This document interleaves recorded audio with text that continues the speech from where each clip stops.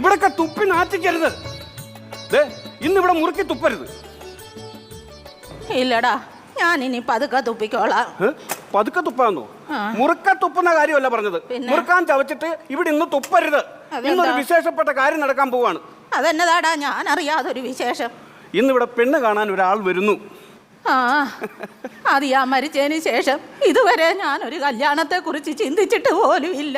നിങ്ങൾക്ക് ഞാൻ അത്രയ്ക്ക് വലിയൊരു ഭാരമായെങ്കിൽ പറഞ്ഞാ മതി. ആരുടെ മുന്നിലും തല കുനിച്ചു കൊടുക്കാൻ ഞാൻ തയ്യാറാ. എങ്ങനെ? ആരുടെ മുന്നിലും തല കുനിച്ചു കൊടുക്കാൻ ഞാൻ തയ്യാറാണെന്ന്. തല കുനിച്ചു കൊടുക്കണ്ട, നടുവൊന്ന് വൃത്തിയൊന്ന് നിന്നാ മതി.